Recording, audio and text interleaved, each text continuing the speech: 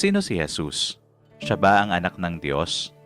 Pag-usapan natin saglit ang buhay ni Jesus at ang dahilan kung bakit hindi makatwiran na manampalataya sa Kanya. Tignan natin ang kasaysayan upang makita kung may anumang ebidensya ng pahayag ng Diyos hinggil sa Kanya. Malinaw na ipinapahayag ni Jesus na siya ang Diyos. Itinumbas niya ang pagtingin ng tao sa Kanya sa pagtingin ng tao sa Diyos. Sinabi niya na ang kilalanin siya ay ang kilalanin ng Diyos, ang makita siya ay ang makita ang Diyos, at ang manampalataya sa Kanya ay ang manampalataya sa Diyos. Sino si Jesus? Siya ba ang anak ng Diyos? Kapag isinaalang-alang natin ang pahayag ni Jesus tungkol sa Kanyang pagkakakilanlan, may apat na posibilidad. Maaaring isa siyang mandaraya, isang baliw, o isang alamat, o ang sinasabi niya ay siyang katotohanan. Ang unang posibilidad ay yaong nagsisinungaling siya nang sinabi niyang siya ang Diyos. Pero kung siya ay sadyang sinungaling, hindi sana siya tinawag na dakilang moral na guro. Ang pangalawang posibilidad ay yaong isa siyang baliw.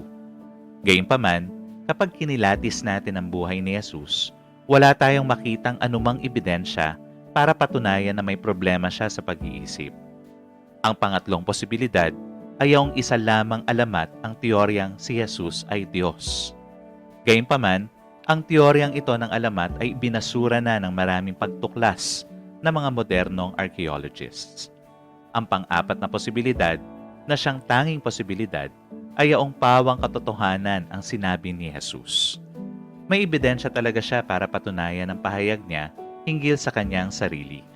Sinabi niya, "Subalit kung ginagawa ko ang mga iyon, kahit hindi kayo sumampalataya sa akin, sumampalataya kayo sa mga gawa upang malaman ninyo at patuloy na malaman na ang Ama ay nasa akin at ako ay nasa Ama."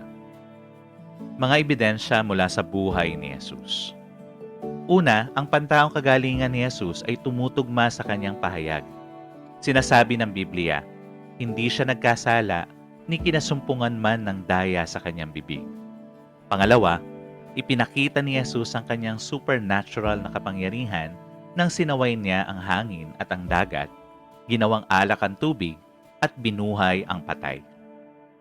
Hindi tinanggi ng kanyang kaaway ang mga himalang ito at nais siyang patayin dahil sa mga ito. Sinabi nila, kung hahayaan natin siyang gawin iyon, ang lahat ay sasampalataya tungo sa kanya. Pangatlo, kinumpirma ni Jesus ang kanyang pahayag hinggil sa pagkabuhay na muli mula sa kamatayan. Sinabi niya ng 5 beses na siya ay mamamatay, paano siya mamamatay, at na siya ay babangon mula sa kamatayan sa ikatlong araw at magpapakita sa kanyang mga disipulo.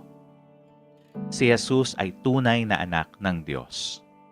Kung totoong nabuhay na muli si Jesus, kung gayon mayroon tayong ganap na katiyakan na tunay ngang umiiral ang Diyos at malalaman din natin kung anong uri ng Diyos siya at kung papaano natin siya personal na mararanasan. Ngayon ay maaari mo nang papasukin si Jesus sa iyong buhay.